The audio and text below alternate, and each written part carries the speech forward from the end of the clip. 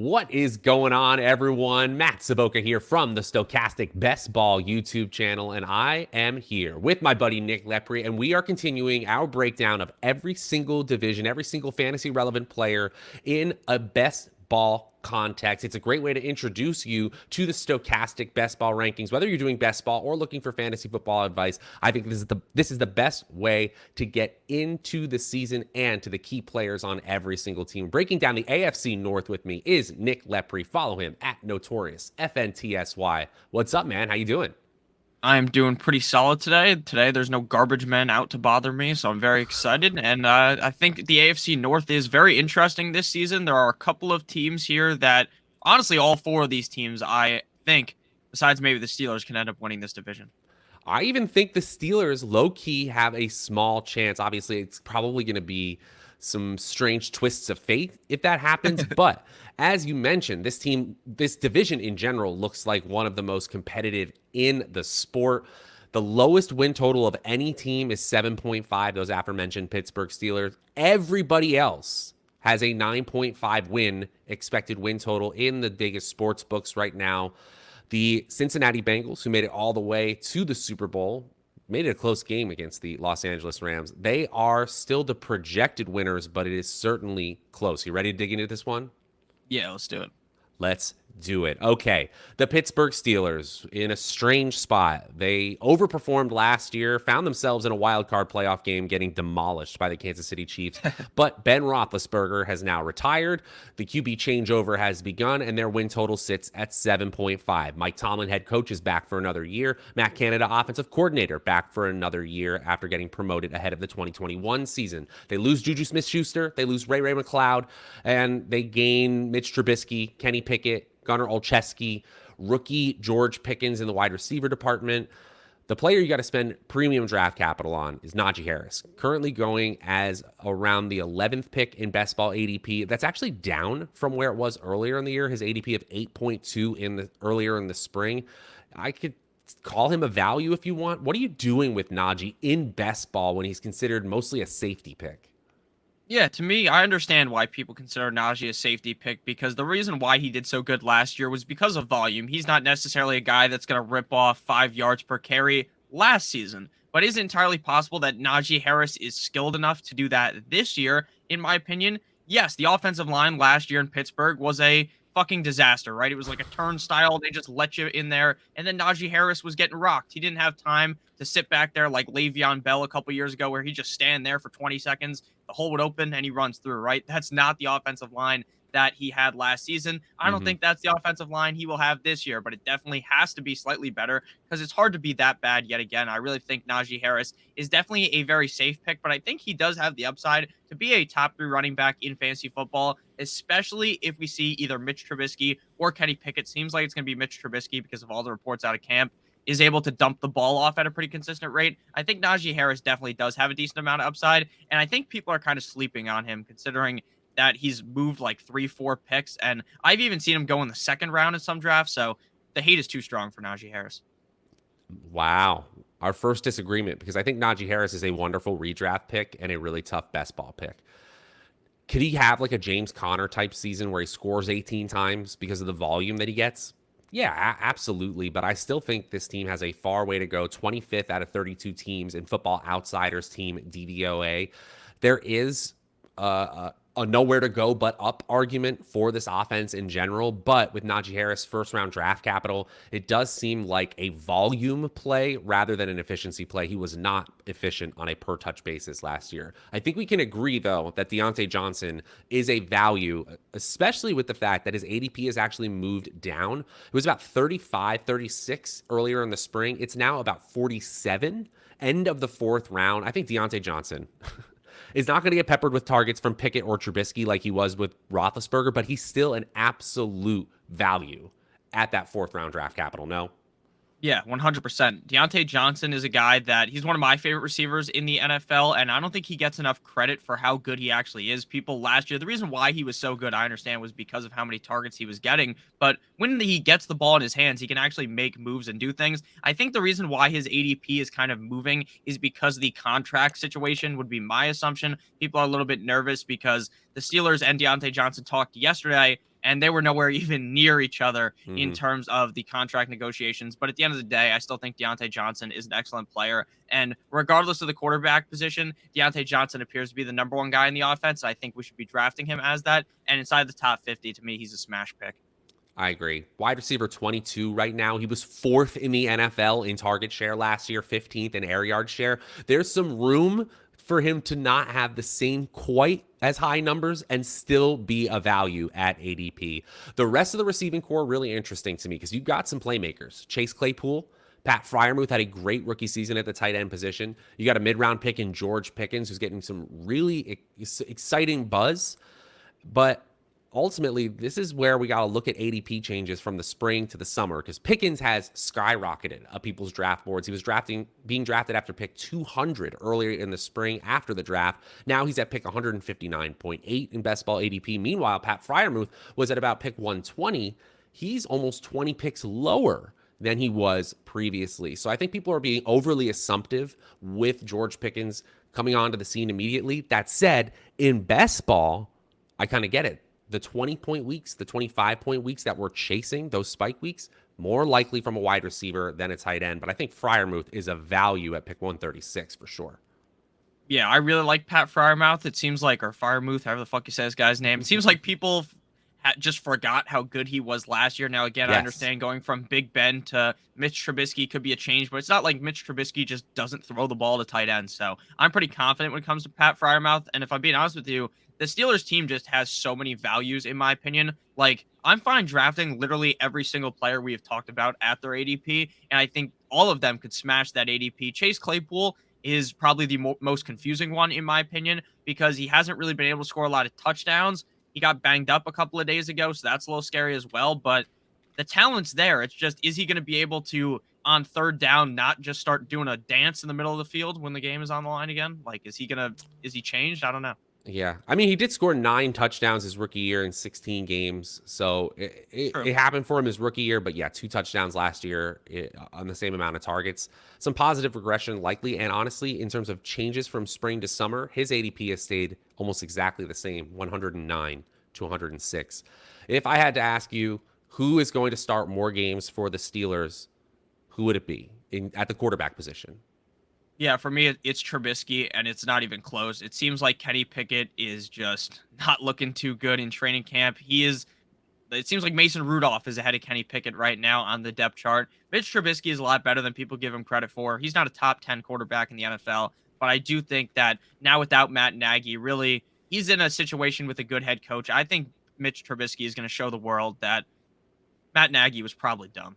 Our second disagreement here. I think Pickett starts more games for the Pittsburgh Steelers this year. First round draft capital, albeit a little bit lower. I think we'll eventually see him take the shot. Either one of them as your 18th round pick, a third quarterback, just fine. In the same way we were talking about Davis Mills in our AFC South breakdown as a third quarterback, both of these players have high upside, especially because of the position they play. We move on to the 3 main contenders here. The Cleveland Browns had their win total off the board for a while, but this week, with the suspension of Deshaun Watson, 6 games by the NFL, we now have a win total in most sports books. It's 9.5 wins, no major coaching changes. The biggest change, of course, being Deshaun Watson instead of Baker Mayfield at the quarterback position. You also add Amari Cooper at the wide receiver position. This team has high expectations. This team has been run first for a few years and now has a quarterback that averaged 23.5 fantasy points per game last time we saw them on the field. They have fantastic playmakers in the backfield. What are we doing in best ball with the Cleveland Browns? Yeah, I think you should be very excited to draft all of these guys. Deshaun Watson's ADP continues to move. Like you said, it is now 136.6, probably going to be closer to 110, 100 by the time things really even out. I was able to get him a couple days ago at pick like 150, but now it seems like people are willing to take him much earlier. We've already talked about this on the Fantasy Football channel, but I am very excited about drafting Deshaun Watson this year, and you just have to understand that he's going to miss the 6 games. It is what it is, but when he comes back, he has the upside to be a top 5 quarterback, maybe even the best quarterback in points per game in fantasy football. Whoa. The biggest player we disagree on here is Nick Chubb. talk about this really quick. I think Nick Chubb is like one of the most boring picks ever. Kind of how you described Najee Harris almost in a way. Like, I think Nick Chubb's a good player. I just don't think that Nick Chubb is very interesting because I don't see him finishing as a top 5 running back. I think he's going to be running back 9, 10, 11, 12, 13. You're going to be fine with him in your redraft league. But in best ball, I don't think Nick Chubb's necessarily going to ever have that crazy game where he elevates you to win the whole thing. Now, I could be wrong because Nick Chubb definitely is a great player. To me, I'm just not in love with Nick Chubb because he really has zero pass catching upside. We continue to disagree here because what you need if you don't have a pass catching upside, which is part we do agree on, is touchdown upside. And a 3.6% touchdown rate last year, 9 total touchdowns, 14th best at the running back position, is not only replicable, but exceedable with Deshaun Watson getting this team to the red zone more often. In terms of red zone touches, his 42 red zone touches was 18th in the NFL. Why not Nick Chubb as a top 5 red zone touch kind of player? Deshaun Watson will rush a little bit inside the red zone, and they'll obviously pass plenty more, especially once Watson gets into the game, but they're going to be relying so much on Nick Chubb. I think 25, 30-point weeks are there, and by the way, he's been RB10 or better in fantasy points per game every single year. So RB9, especially where he's going in ADP, I don't think is bad at all. But I think the pass catchers are a more interesting proposition here. You got Amari Cooper, who was at 43 in ADP, down to 62. I think he probably goes back up to that 43 to 48 position in overall best ball ADP. Kareem Hunt at 95. The aforementioned Deshaun Watson around pick 130 right now. I think the role players, too, in the passing game can be really interesting. You got David Bell, their mid-round pick, who's now basically free because he got hurt early in training camp. DPJ, Donovan Peoples-Jones, one of my favorite late-round picks going at pick 188. Is it just Amari Cooper for you, or are you with me in trying to stack up these Browns, especially the late-rounders? To be honest with you, it's the opposite. It's just the other guys, not Amari Cooper for me, to be honest with you. I would just rather... No, that's what I'm talking about. I agree. Yeah, I mean, I think Amari Cooper's good. It's just at pick 62, like you said, his ADP is going to go back up, right? It was at 43.4. Maybe he gets closer to 50. Rather just draft some other receiver and then take Donovan Peoples-Jones, who's getting hyped up. Take David Njoku, who, while he has never really been that consistent at the NFL level, we have seen the athleticism. We've seen that he could be a great player. So I'm pretty confident that David Njoku might take a step up this year. And I'd rather just take him much later. And then there's also interesting note. You could also draft Will Fuller. He's not on this team, but there's a lot of rumors that he may be coming to the Browns. Yeah, friend of the show. What Ron said in our best ball draft, right? That he may be going there. Interesting. Yeah, I'm not saying you should definitely stack them, assuming he's going to go there. But if you draft Will Fuller and you have Watson, there's some hope that the correlation does align. I like it. And the spike weeks with Will Fuller, with Deshaun Watson in Houston, absolutely there. D'Ernest Johnson is a player I'm taking in the final rounds, 2 of these drafts. He was used as a pass-catching back a little bit more often than you would think, even with Kareem Hunt and Nick Chubb available. I wonder if they go to a 3-back system when they are waiting for Deshaun Watson to come back onto the field. Harrison Bryant is the last player we'll mention here, has a 215 or 216 ADP. Fine, free tight end if you're going late round tight end as well. We move on to yet another major contender, not only the division, but the conference, the Baltimore Ravens. Also a 9.5 win expected win total via the sports books. Parted ways with Don Wink Martindale and now bring in Mike McDonald, the Michigan defensive coordinator, as their now defensive coordinator. He certainly had some time with the Ravens. He was their linebackers coach from 2018 to 2020. Greg Roman remains their OC, and we know that this is all about Mark Andrews, Lamar Jackson, and really just Jackson with his legs in general. That's where this offense starts and really ends, no? Yeah, I definitely agree. I mean, Lamar Jackson right now, his ADP, for some reason falling, makes absolutely zero sense. Lamar Jackson is one of those 5 quarterbacks that, in my opinion, could easily finish as the number 1 quarterback at the end of the season. I understand that they lose Hollywood Brown, so to some people that might be why he's moving back. But it's not like Hollywood Brown was DeAndre Hopkins, his new teammate, right? It's not like Hollywood Brown is Devontae Adams. I really think Lamar Jackson is in the driver's seat this year to potentially finish as the number 1 quarterback. And I'm smash drafting him at 49.3. Mark Andrews, for some reason, his ADP is moving further back. He's a smash pick. And I love Rashad Bateman as well. He's the only player who's kind of doing the opposite. He's moving up the draft board. People are starting to catch on to Rashad Bateman, but that is strictly because of all the hype coming out of training camp. Basically, every video, Lamar Jackson looked like he can throw the ball much further, and it looks a lot better because he bulked up. And Rashad Bateman just looks open. He's just cooking these DBs. So I'm excited about all three of these top three guys in ADP: Mark Andrews, Lamar Jackson, and Rashad Bateman. It's going to be difficult to get Bateman and Lamar Jackson on the same team, but if you can with those three, that's going to be potentially a best ball winning lineup right there. Jackson looks yoked. He looks real big.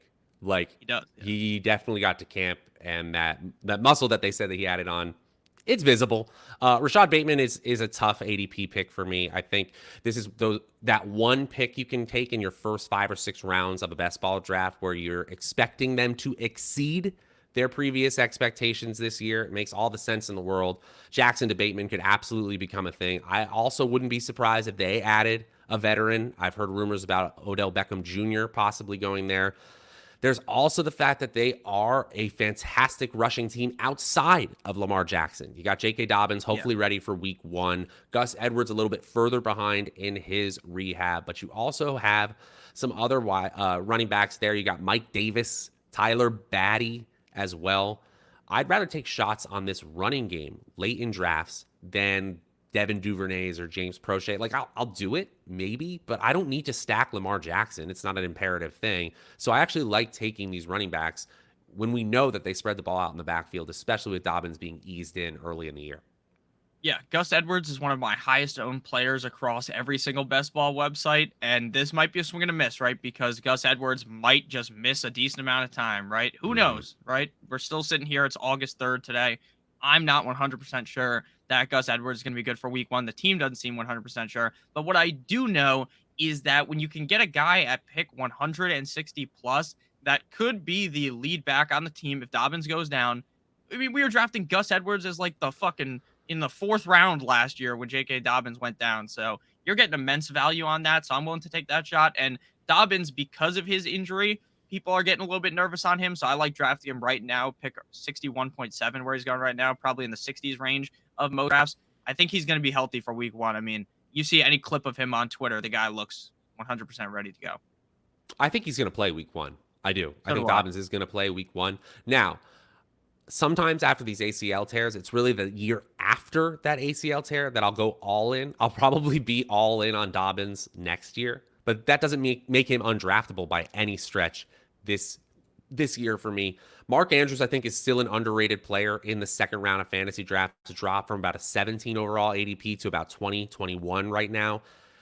Guys, probability of being tight end 1 after Travis Kelce, Mark Andrews has a way higher probability of being the tight end 1 overall like he was last year compared to Kyle Pitts, to Darren Waller, to George Kittle. I think he's a fantastic best ball pick in the 2nd round. Now, before we go to our final team, our division favorite, just want to remind you guys to go ahead and like this video, subscribe to the channel, hit that notification bell too, so you always know when we're going live. We do live drafts every single Monday, and we've got some late night, some happy hour drafts coming our way throughout best ball season this August as well.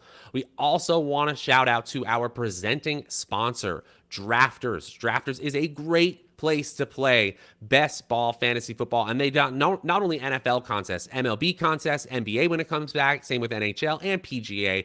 They've got the Drafters Million NFL Best Ball Champion, $20 entry, $1 million in total prize, $250K to first, and one of the best low entry tournaments as well. The 222 Drafters Mini NFL Champion, $2.22 to get in there. And here's the best part. If you sign up and use promo code STOCHASTIC, STOKASTIC, you get a $20 free ticket when you sign up and make a deposit. That gives you a free entry into that Drafters Million tournament, or several free entries into that 222 Drafters Mini, which I know we've been taking a lot of shots at. The ADP, a little bit different too, with that whole PPR format, most similar to a site like the DFS platform DraftKings. And I think Drafters gives a really, really good wrinkle on the scoring for fantasy football as well. Get in there today. Use promo code STOCHASTIC. That's STOKASTIC. The Cincinnati Bengals. What happened to your light? Did you just get dark on me? Yeah, dude, it's getting scary. It's scary hours This, for the Cincinnati Bengals. wow, look at that. That was exciting. The Cincinnati Spooky. Bengals have a 10-win projection right now in DK Sportsbooks. Zach Taylor returns for another season, and they had a lot of continuity at the offensive coordinator and defensive coordinator. Both have been with the team since 2019. We know the big three in skill position players. They're all going within the top 25 picks of fantasy drafts. That's Jamar Chase. His ADP of 5.3 has remained steady all offseason long. Joe Mixon at the 13.8 and T. Higgins at 24.2. Are there any players of those big three that you're not taking at ADP? No. I want to get Simple as many as that. Same Bengals here. as possible. I mean, again, do I think the Bengals are going to make it to the Super Bowl? Probably not. But the AFC is loaded. It's not the NFC. So even with that said, Jamar Chase at pick 5.3. Jamar Chase has been one of the most interesting players to follow in fantasy drafts because there's drafts where Jamar Chase goes number 3 overall, and there's drafts where he goes 8, 9 overall because someone takes Devontae Adams ahead of him, or people are just spamming the button on the running backs. So Jamar Chase is very interesting, and I think that probably stacking him with T. Higgins is going to be one of the more difficult things to do because you have to pull the trigger super early on T. Higgins. If that is the case, you got to take him 5-6 spots ahead of ADP. I like all three of these guys, and I'm very excited about someone who goes slightly later, Tyler Boyd. It makes no sense to me what his ADP is at. He could easily finish as a top 24 receiver, and he's getting drafted outside the top 40. People need to wake up on Tyler Boyd because, again, I understand Jamar Chase and T. Higgins are so good, but if one of them was to go down, Tyler Boyd is a superstar. And if they don't go down, Tyler Boyd is just a safe play every week like that. He's not going to round your lineup, right? If you have a couple guys go down at wide receiver, he'll put up 13, 14 points potentially. I actually think that's true. He's going to get those double digit, the 10 to 15 point weeks in spades, especially if there's an injury. But I don't see the 20, 25 point weeks happening in droves here. I mean, I guess he had 2 20-point weeks last year in drafters scoring, especially if there is an injury. 9th in overall route participation for Tyler Boyd. So that does make sense. And you're talking about a player who's 110th in ADP. I'm still striving to get one of those big three players. Tyler Boyd is honestly an interesting player when I go Bills heavy early in best ball drafts, and then I can use Tyler Boyd as an interesting run back option. Speaking of other interesting options on this team, you got Hayden Hurst at the tight end position who replaces CJ Uzomah, likely an every down tight end for this team, and he's essentially free. 179th overall ADP, so I've actually been taking a ton of shots on Hayden Hurst, even though I expect him to be far and away the 4th or 5th option in the receiving game if you include Joe Mixon. Then the running back position gets really interesting because they were using Samaje Perine in key moments in the Super Bowl. But Chris Evans is also getting a lot of noise. Both have an ADP outside of 200, so we're still talking free. But just the amount of hype for Chris Evans has increased as the summer has gone on. The only reason why I laughed at that was because I can't believe with the game on the line, you dump the ball off to Samaje Perine. That actually is still confusing. And it's August now? That happened in February. Still very confusing. But yeah, it seems like all the reports out of camp are that Chris Evans is the guy. If Chris Evans, or not that he's the guy, right? He's the number 2 guy. But if Evans' ADP starts skyrocketing up, then I'm just going to take Samaje Perine, if I'm being honest with you, and say, you know what? I'm going to be unique here. If I do that Bill stack, I got the run back with Samaje Perine. If Samaje Perine somehow goes crazy in that game, because we know he's good at pass catching, except for in the Super Bowl, then boom, you have Samaje Perine in your lineup. And you talked about Hayden Hurst. Hayden Hurst is my favorite run back with the Buffalo Bills game because I really think that Hayden Hurst is going to excel this year. We saw him look pretty solid prior to when Kyle Pitts came to Atlanta, and we've seen Hayden Hurst do good in the past. So I just think he's a solid tight end. Again, is he going to be a top 5 tight end? Probably not. You're getting him at pick 180. But is he going to be a guy that is somewhat reliable and could have a spike game if Joe Burrow throws him 2 touchdowns, which is possible? We saw it with Uzomah last year, and I think Hayden Hurst is a better tight end overall than CJ Uzomah. I like it. I like it a lot. Honestly, just give me some Bengals. Add in Joe Burrow with the stack. In our current stochastic projections, we have him slightly below ADP, just slightly. Joe Burrow is a fine play. He is a player that falls into the category of take him when he falls, just because there are so many other capable quarterbacks. But I did notice that on drafters, we're right at ADP. We're actually a little ahead of ADP. So that's where platforms get really, really specific. And he's going lower than on other platforms. So on drafters, Joe Burrow and the rest of his Bengals stacks look really, really appealing. There you have it, guys. The 4 teams making up one of the most competitive divisions in the NFL, the AFC North. This has been really exciting. This is a super exciting fantasy relevant division this year. Can't wait to stack up all these players. Follow Nick at Notorious FNTSY. Follow me, Matt Savoca, at Draftaholic as well. And guys, like this video, subscribe. Also, leave a comment. Tell us where we didn't spend enough time.